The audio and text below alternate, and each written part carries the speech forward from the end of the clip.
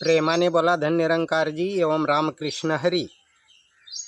या आपल्या आध्यात्मिक जागृती चॅनलवरती जर कोणी श्रोते नवीन असतील तर त्यांच्या चरणी नतमस्तक होतो, त्यांना प्रार्थना करतो, विनंती करतो की तुम्ही आपल्या चॅनलवरती नवीन असाल तर व्हिडिओ व्यवस्थित ऐका आणि ऐकल्यानंतर लाईक करा, शेअर करा, प्रतिक्रिया द्या, कारण तुमची साथ म्हणजे साक्षात भगवंताचा हात. तर या माझ्या हरीच्या लाडक्यानो, या माझ्या भाविक सज्जनानो, एक वेळ एक गृहिणी आपल्या मुलाला एसटीमध्ये बसवून त्या मुलाच्या मामाच्या गावी म्हणजे स्वतःच्या माहेरी चाललेली असते आणि मुलांना सवय असते प्रश्न विचारायची. त्यांच्या गावातून बस सुटली आणि गावाच्या बाहेर गेल्याच्या नंतर एक 5 किलोमीटर गेल्यानंतर एक मंदिर दिसलं गावाच्या बाहेर. मुलानं विचारलं, आई आई सांग ना गं, हे काय आहे?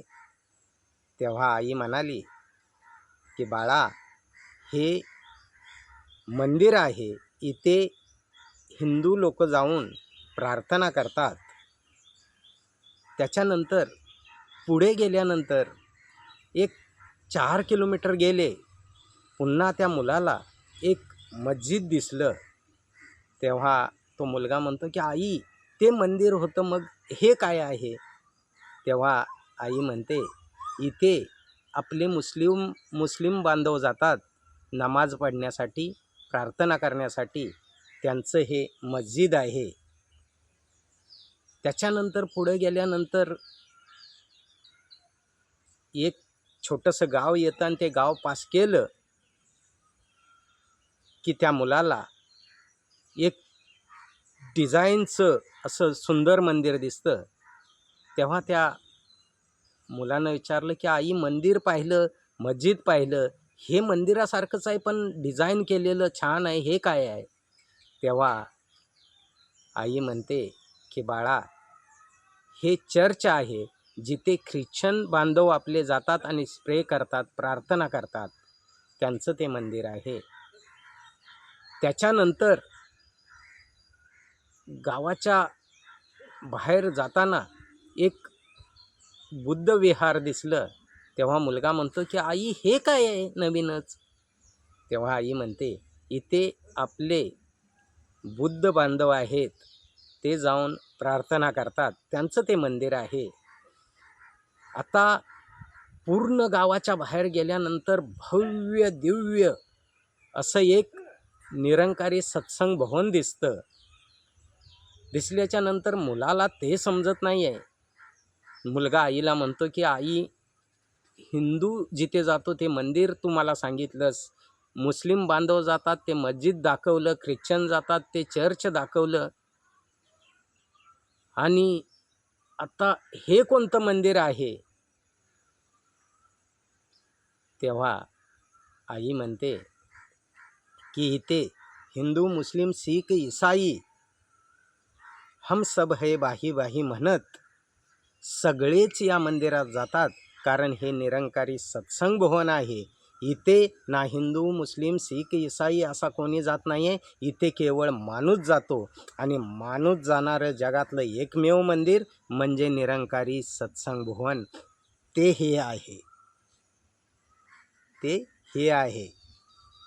म्हणून एक शाहीर म्हणतो कि मंदिर मस्जिद गिरजा घरों ने बाट दिया भगवान को, धरती बाटी सागर बाटा, मत बाटो इंसान को, मत बाटो इंसान को. अरे क्या करने आए थे क्या कर बैठे, क्या करने आए थे क्या कर बैठे, कहीं पे मंदिर तो कहीं पे मस्जिद बना बैठे. अरे हमसे तो वो परिंदे अच्छे हैं, कभी मंदिर पे जा बैठे तो कभी मस्जिद पे जा बैठे. की ईश्वर सगळ्यांमध्ये सारखा आहे, एक आहे. ईश्वराला कोणत्याही डायग्राममध्ये मोजता येत नाही आहे.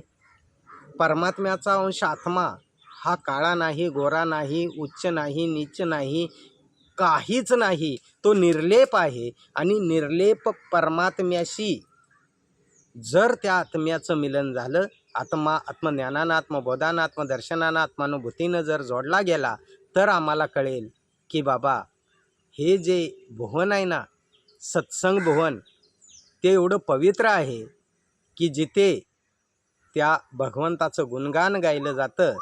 म्हणून म्हटलंय की नाही वैकुंठाच्या ठाई, नाही योगी यांच्या हृदयी, माझे भक्त गाती ठाई ठाई, तिथे मी तिष्ठतो नारदा. म्हणून हे आम्हीच नाही म्हणत आहे, सत्संगचं महत्त्व सांगत असताना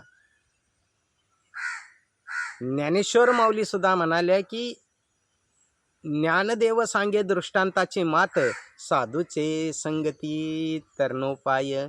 संतांच्या संगतीशिवाय तुम्हाला तरणोपाय नाही आहे.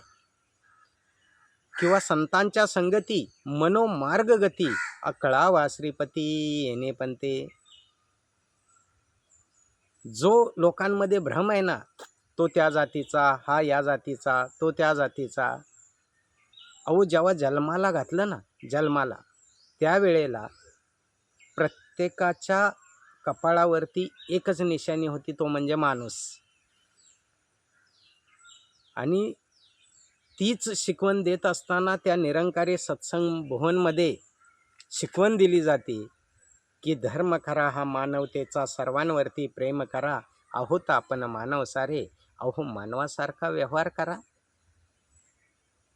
परंतु ती ज्ञानदृष्टी येण्यासाठी तुमच्या आमच्या अंधारातून प्रकाशाकडे जाण्यासाठी, तुम्ही आम्ही अंधारातून प्रकाशाकडे जाण्यासाठी, अज्ञानातून ज्ञानाकडे जाण्यासाठी, देवाच्या मूर्त रूपापासून अमूर्त स्वरूपाकडे जाण्यासाठी जे मंदिर आहे ना, ते सत्संग भवन आहे. तिथे खरं तर ती ज्ञानदृष्टी भेटली जाते.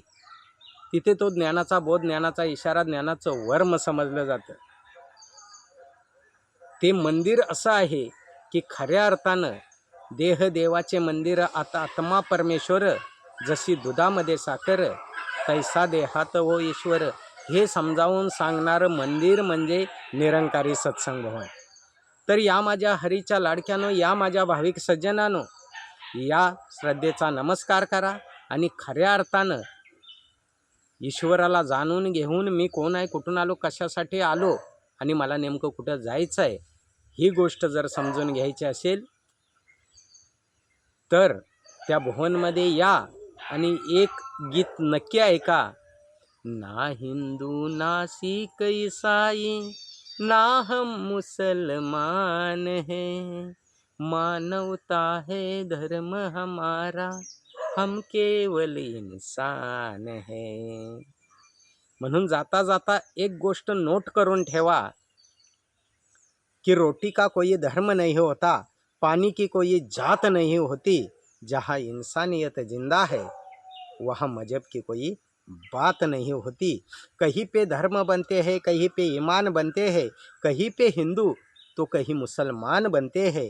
खबर कर दो ज़माने को साकी, निरंकारी सत्संग भवन में आए, जहाँ सिर्फ इंसान बनते हैं, सिर्फ इंसान बनते हैं. प्रेमाने बोला. धन्य निरंकार जी. एवं राम कृष्ण हरी.